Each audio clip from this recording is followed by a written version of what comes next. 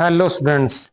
अब बढ़ते हैं हमारे नेक्स्ट चैप्टर में। को इस चैप्टर में एक सेंटेंस दिया जाएगा, जिस सेंटेंस में कि सारे अल्फाबेट एक दूसरे के साथ अटैच हैं। सभी 26 के 26 अल्फाबेट इसमें हैं, जिनकी आपको 1 पेज 2 पेज 3 जितनी मैक्सिमम आप उनकी प्रैक्टिस करनी है। सबसे पहले देखते हैं, यहाँ पे हम लिखेंगे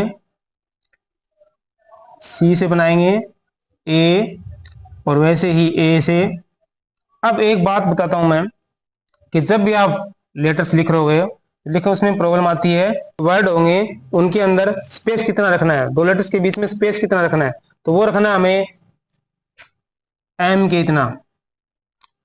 ये जो हमारा एम होता है, इसके इतना स्पेस रखना है। या हम कह सकते हैं जैसे हमारे डब्ल्यू के इतना भी स्पेस रख सकते हैं हम।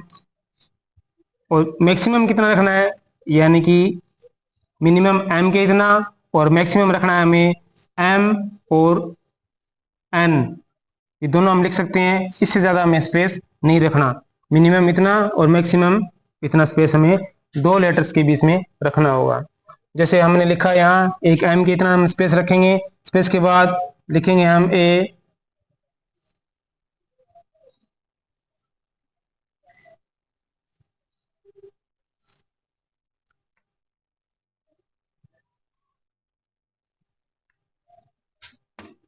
अब इसमें होगा a quick, a quick brown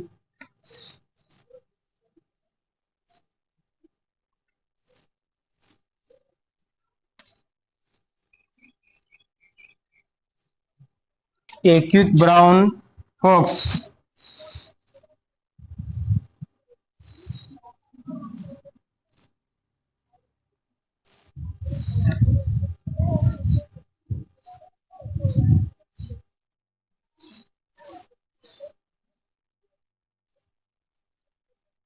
jumps over the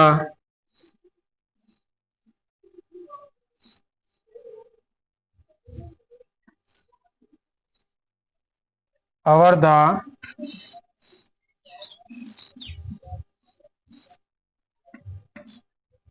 lazy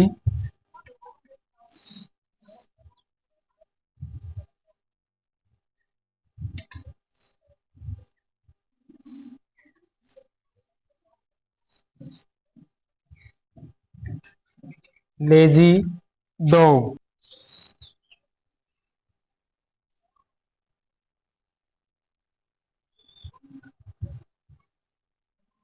over the lazy dog, a quick brown fox jumps over the lazy dog।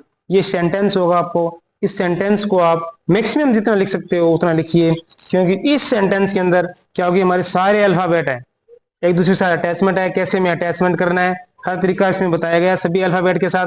जैसे सी से बनने वाले अल्फाबेट और जो मिडिल लाइन से अटैचमेंट हो रहे हैं, जैसे ओ के साथ अटैचमेंट हो रहे हैं, वी के साथ अटैचमेंट हो रहे हैं, तो ये सारे सेंटेंस कैसे अटैचमेंट हो रहे हैं, एक्स के साथ कैसे अटैचमेंट हो रहे हैं, ये सारे अल्फाबेट इसमें आए हुए हैं। तो आपको ये सेंटेंस कवर करना है। मैक्सिमम स्पेस मैंने बता दिया, एम या डब्ल्यू इतना रखना है, इतना मिनिमम इतना रखना है, और मैक्सिमम एम और एन लिख के इतना रख सकना है। इससे ऊपर में स्पेस इनके बीच में नहीं रखना।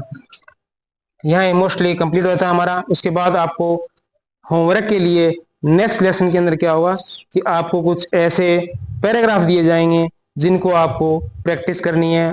यहाँ ये हमारे कर्सिव राइटिंग का चैप्टर कंप्लीट होता है, और कंप्लीट होने के बाद अब आपको सिर्फ होमवर्क करना है। होमवर्क में कुछ चैप्टर दे दूंगा, कुछ पैराग्राफ दूंगा लिखने के लिए, जिससे आप अच्छे से उनकी प्रैक्टिस कीजिए। धन्यवाद।